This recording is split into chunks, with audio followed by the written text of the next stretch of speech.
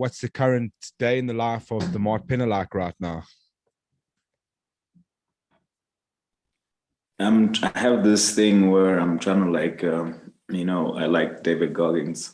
I think I've had that kind of mentality that he's had since maybe 2011, 2012, where you just grind and do as much as possible. But obviously throughout the years, I've tapered down a little bit more, trying to be a little bit smarter with the training. But now recently I just thought, you know what, I'm just gonna grind, man. Just put in as much work as possible.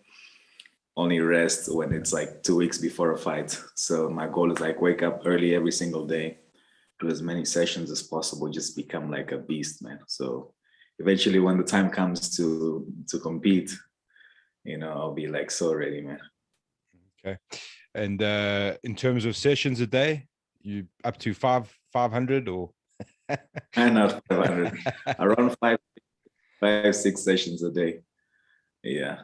That is insane. So that is insane. Yeah, man. I mean, that's what we used to do back in the day, in FFM when we had the old school guys there. I swear we used to do around 8-10 sessions a day.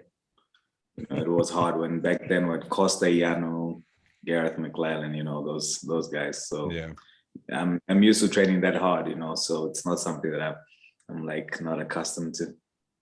And it's funny because most of the MMA world seems to be going like the opposite direction, like tapering down, cutting out sessions, less sparring, those kind of things. You still think that that's the method that works for you personally? It's not the one that necessarily works for everyone. Yeah, absolutely. I mean, if you look at, let's say, Max Holloway, I'm sure he sparred a lot of hard sparred rounds throughout his career, but now he prefers not to. He had an amazing performance against Carter.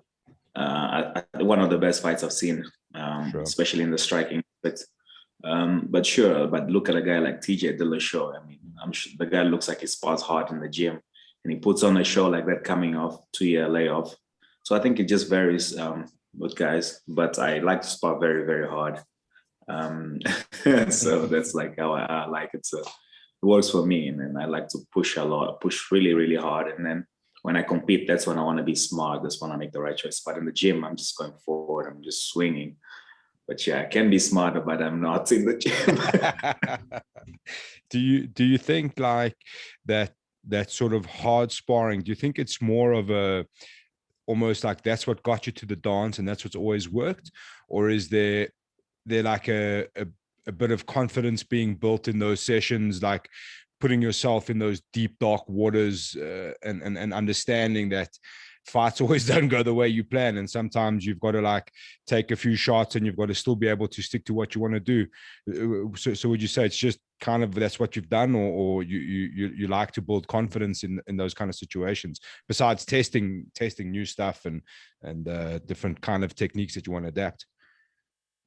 Yeah, I think it's a little bit of both. I like the hard sparring, because you want to be in that state where you're extremely exhausted and you still have to push through. That's what a lot of guys, I believe, they avoid in their training. So they just want to always be perfect. Let's say a lot of guys spar now, let's say tomorrow, Friday. They're gonna rest today. They won't do as many sessions as they should today.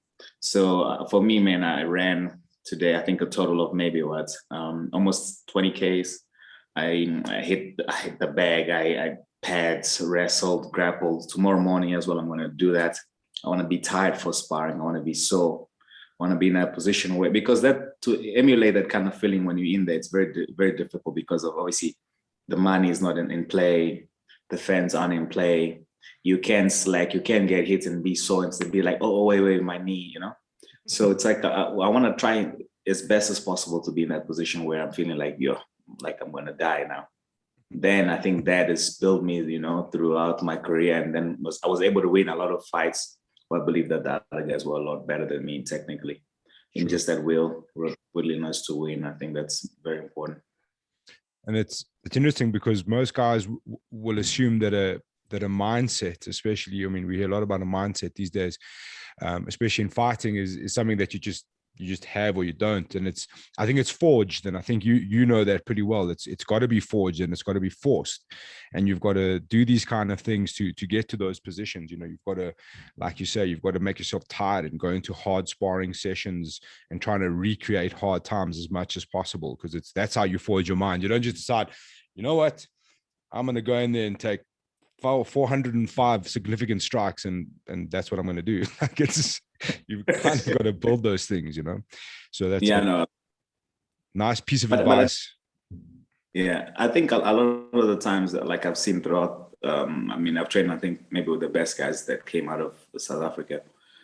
Some guys, they really like to just be perfect in the gym, where when they come in the session, they want to feel fresh. They want to, do their best. Like, it's like people are watching, it's like you're going to get paid. But I feel that sometimes that can be quite detrimental, because then you're so used to always being perfect. And then when you're in there, you're sore, you're tired, this is sore, you know what I'm saying? So then you're not used to constantly pushing through that adversity. So what I like to do is I always like to train before my sessions. Let's say if we're going to grapple, I'll do like a lifting session. I'll do like a kettlebell session. Then I'm tired when I'm grappling. Before sparring, I would go do something else. So I always want to get in there. I'm tired, I'm sore, and I need to constantly push through that. And then that has helped me so much. I mean, every time I used to spar with guys, even to this point, like, I'm always tired. So let's say some guy gets an advantage over you in that sense, and they feel like, oh no, I'm doing better, but they don't know that, but you've done already so many sessions. And then when I do rest for a fight, I mean, I feel amazing. So besides the weight cut, which sucks, but other than that, I mean, I'm so used to always pushing through, being sore, being tired. I think that's where I think most of my successes come from. I want to ask you, Demarte, you mentioned TJ Dillashaw. Now, obviously, we've spoken about the Sage scenario with you. I think we've said everything that can and needs to be said with that sort of stuff. What was it like for you to sit and watch a guy like TJ come back? And interesting thing about TJ, I don't know if you've seen the Chronicles, and I actually posted a picture from that shows the picture of him from the weight cuts in the Chronicles of what he actually looked like getting. Yeah, it's mental, man. I'm actually gonna try to find that. In fact, he and in the Chronicles in UFC, they did such a great job of like trying to show the other side of the coin for TJ on like what he was going through and where his mind probably was trying to figure this all out. And I know there's obviously accusations now that he was probably doing it a long time before and things like that, but all of that kind of irrelevant. That he got it done, he served his time, and he came back. What was it like for you? I mean, as far as I know, your sentence or your whatever you want to call it is up now, and you're kind of hinting at that return. What was it like to see TJ go through all of that, and how he kind of handled all of that and went about his business, and then see him put on like I want to say a really good performance. I think he was still a little bit slow in some aspects. I think obviously when you hear that his knee was gone, it kind of made more sense. He didn't have the same sort of footwork, but still to come out straight up into a top contender like that after going through everything he's gone through. And what was it like for you personally to see that kind of performance? I mean, I've always liked TJ, even before he was obviously suspended.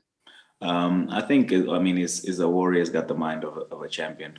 Our stories, obviously, they is similar in a sense that we face that specific thing in terms of being, sanctioned. But our stories are obviously different. TJ is TJ, and Demarte is Demarte. He was already champion in the UFC, the highest level of the sports. It's good to see guys go out there and compete. I mean, at the end of the day, he did what he did. He made his own choices, and then he paid for it. And then, in my case as well, I was in that specific position. I paid for it, and then I'm grateful for how things have been played out. To be honest, because I was actually now in a position where I got to see the end before it was the end. Meaning that I'm in a position where, oh look, I can't fight. This is what I've been doing for like most of my life. What do I do now? How do I make a living? How do I provide for my family? So in a sense, it was good because, like I said, I got to see the end before the end. And then now it's still not over. So I guess I just took, I think initially I was very angry with a lot of things. I feel like, I was more angry at myself because I believe I wasn't able to defend myself the best way possible. Where I think in terms financially, I was just gonna be broken if I try to like push through, get all the international, let's say, scientists and whatever. I just thought, you know what, you just gotta take this on the chin, man. You know, you write it out, and here we are, man. So it is what it is. I mean, people are always gonna say whatever they're gonna say. At the end of the day, man, no one paid for my lawyer fees. You know, no one pays for my bills. I do. So at the end of the day, I'm happy with myself. I swear, I'm really content with who I am. You know, it's all these people that are always talking, and then they want to make you feel bad. But meanwhile, you have peace, man. So I think that's the most important thing for me. I'm at peace. I love myself, to be honest, man. I'm not trying to be so, I'm like, I don't know, No, self-centered 100%. or anything like that, but I just love who I am, man. It is what it is, man. It sucks, to be honest, what happened, but I'm happy where I am, man. The most important question right now, Demarte, and the one that's on everybody's minds. Obviously, we see the training, we're catching the hints. Are you, as we stand, working on a comeback into MMA competition? Yes, absolutely. Actually, I was thinking of possibly competing end of the year. I got contacts for Bellator. I've spoken to a guy in one championship, also Brave. So there's quite a few options. Naturally, obviously, all of us want to fight in the UFC, I would assume. So, but I haven't fought in so long. I'll most likely have to do 2 or 3 fights, who knows, in other promotions. So most of the guys, they were like, you know what, we're not signing a lot of guys that we have to travel from Africa, all the restrictions and stuff. So going to the end of the year, we'll see when things are starting to open up more, and then possibly sign new guys in. So, but my goal is definitely to fight early next year. I always had long camps throughout my career. So now until, let's say, early, most promotions start Feb, March. So hopefully by then, I'll be able to compete. Yeah. And then obviously just any promotion, to be honest, you know, that will be worth, you know, my while. No conversation with the local EFC? You know, in all reality, I feel that EFC is a great platform. You know, they're putting on a show still. They're providing opportunities for guys. But to be honest, I feel like, you know, the kind of work that I'm putting in, man, I swear, man, I'm putting in like R1 million type of work, man. You know, I can't go in there and get paid. Let's say some of the champions, so shocking, they're getting paid 15, 20,000 rand, you know. So, I mean, it's sad, but that's the situation that we're in. I don't feel like, man, I'm going to go fights for 10,000 rand, you know, for the kind of work that I'm putting in, the kind of, you know, it takes a lot of money to be able to do this, you know, to go massage your you know, your diet, your transport, you're always up and down. So I feel that I rather, if the money is right, for sure, I'll fight in the UFC, but I don't think that the money is right. You know, they're not paying guys, I believe, what they should. With respect to that situation, is there a part of you, again, we're not trying to paint any arrogance or be braggadocious, but after the time you've served in the EFC, let's say, put it that way, like the people you've had to face and the rain and that kind of thing, do you think that there's any competitor that gets you out of bed in the EFC, or that really sparks the Demarte Pena brand? There's no, like, for me, I think it would be great, obviously, for us as fans to see you back in the EFC, but I'm like, okay, cool, but who does he fight? Like, what there's, unfortunately, no one has really stuck their hand up, barring, you know, 1 or 2 guys, and one guy particular being your teammate, you know what I mean? So it's like, it's a perplexing situation, because we would obviously love to see you there, but the Demarte Pena versus Urshad Syed saga was one of the most entertaining in all of UFC history, So like, now you're going to go from there. Like, where do we go? Like, what happens? Unfortunately, the landscape for your division in the UFC just hasn't been like, yeah, wait till Demarte gets back. Wait till Demarte gets back. It's like, okay, show's kind of moved on, Yeah, funny, actually, I thought, maybe I should go and fight featherweight. Then actually check my weight. I'm like, sure, I'm a small featherweight. And then times have changed. If you look at like the featherweights in the UFC, man, those guys are big. I thought, you're crazy, man. I just thought, let me just step back. It's a new world out there. So yeah, I think, obviously I train with Sylvester. He's a great guy, great fighter. Faiz Jacobs, great guy, great fighter. So, they had their own thing. But, I'm, like I said, I just want to be self-motivated, man. Like, I want to be able to wake up every single day, doesn't matter if I'm fighting or not, if I'm fighting like a guy like TJ, or if I'm fighting whoever, man. I just want to be ready, man. That's my goal for the next 5 years, man. I just want to be like ready to fight. We've seen a lot of guys in the UFC where they just call you up, 2 weeks, 3 weeks, get a fight, and guys, they like drink so much, they get out of shape. I just want to be that guy, when I'm ready to fight, I'm going to give it my all for the next 5 years. Then stop when I want to stop, not stop because, I faced that thing with WADA. So I think I just want to be that guy. Who knows, man, like life is so unpredictable. The UFC, they say they're going to come to Africa. Who knows, man, you get in there, you're ready to fight. Something happens, they call you up. So I'm a walking possibility, man. So that's what I want to believe, man.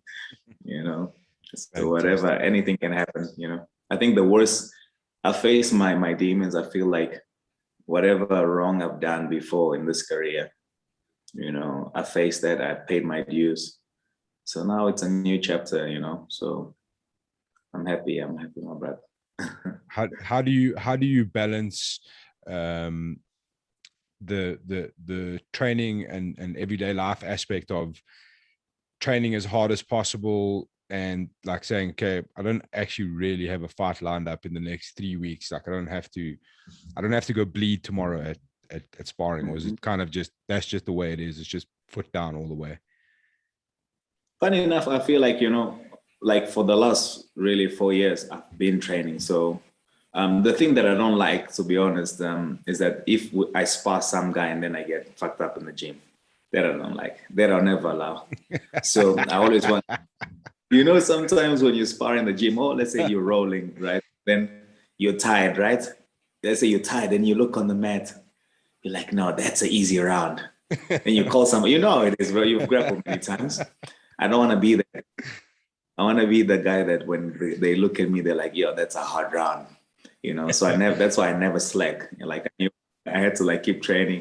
So I didn't want to be like, I go with Sylvester, then he destroys me. I'll be like, no, I'll go with 10 men this round. I'll be like, no, it must be always hard. If you go with me, it must be hard. Even back before where, I've always been that guy that if you go with me, it's going to be a hard round. Even if you beat me, but you know that you fought. So I think that's where my motivation has always been, to just be that hard guy. I don't want to be on the mat, when you're grappling, you're tired, you're like, you look, okay, now let me go to that guy. No. Me, I must be that hard guy, the hard round. Yeah. Awesome. So I think that's where the motivation lies, a bit selfish, I guess. Makes perfect sense. So avoid Demarte on the mat at all costs, because you know what's coming. The last thing I want to ask you, Demarte, obviously you're in quite a unique position in terms of let's say a veteran status of all aspects of the MMA game, coming through from a foreign country to adapting to honing your skills to becoming a champion to being undefeated, to going through the WADA scenario, to be where you are, to starting your own gym, your own brand, and doing all of these kind of things inside the spectrum of MMA and the sport and the business as a whole. So my question to you, Demarte, would be, what would your advice be to youngsters coming up? If you could give them the most, in your eyes, the most important piece of advice to youngsters coming up, what would that be? Wow, that's a good one, brother. I think that realistically, if at the moment you're not in a position where when you're starting out, that someone can support you. You're really like looking back, like you're like so many more years back, because your time is so important, because you need to put in work, like you need to compound that type of work, because you get guys that out there that are honestly killers. They're coming out there, they're hungry, they've been doing this thing since they were kids. It's coming to a point where MMA is becoming like boxing, where guys are having 60 amateur fights, 70 amateur fights. If you look at IMAF, some of those guys there, like for me, I remember, I don't think I've had more than 3 full contact amateur fights. That's how bad it is, you see. So now you're getting guys that are having so much experience. When they become pros, I mean, you can't compare. So I feel that if you don't have someone backing you in order for you to put in the hours, competing a lot, doing your jits, doing your wrestling, just competing everywhere, I feel that rather you go choose to do something else, because you might win here against guys that are putting lackluster work, but when you meet you're gonna meet your maker somewhere. So I feel that, what, if you're blessed enough to be able to do this full time, put in so much work, it's possible. But if not, then you won't be sleeping, if you still want to be competitive. That's the thing also for me, why I just want to train so hard. I just want to be a hard guy. Because if you look at some of these Russians, man, if they grip you, man, they're gonna break you. Yeah. Like we really have to wake up. Yeah, not just for up and coming guys, current guys as well. There are guys that are serious killers out there. Like if we play too much, we'll never have like a champion from Africa, real Africa, not like at the sign, like really training from here. New Zealand is just about Africa, bro. What's the problem? So they say. Same thing. It's just around the corner, bro. Around the corner, yeah. So I feel like, I think it's everyone, get guys that are like 30 something. No, I wanna be a fighter. Have you ever fought before? No. Have you ever done any martial arts? No. You're like, dude, it's not gonna happen for you, man. So it's a hard career, very, very hard. So don't do it for the likes, just so someone can call you a fighter. Really do it just that you really, really want to do this, and that you have a backing, because how are you gonna make money? How are you gonna make money from this? Even the top guys still struggle to get sponsors. So it's a hard career. You should rather choose something else. That's the best. To be honest, it's not easy. Even the media side, everywhere, very difficult. Very, very difficult. It's a hard game, and the we see guys, when you watch the UFC embedded, and the guys are driving nice cars, living in nice houses. That's the top 5 of the 1% of the world. So the statistics are against you to make the real money. But I think there are guys that can do it, and that do it well. And but I think that's a massively important point, is to just make 100% sure that that's the career you want to have. And if it is, you got to commit, and you got to do 5 sessions a day, and you got to spar hard. Absolutely. And don't take Biogen. Yeah, don't take Biogen. I don't. Classic. Awesome, Demarte. Right. Thank you so much for your time, man. I know you're a busy man. It's always good to catch up. A lot of questions about could we see Demarte back in action? So I think people are going to be excited to hear from the wolf's mouth itself what's going down. Appreciate your time, man, and have a good weekend, whatever that involves, sparring, running, and all the other bits, and stairs at Westcliff and all the other stuff. We'll chat to you soon. Thank you, my brother. Take care, man. Cheers. Cheers, buddy.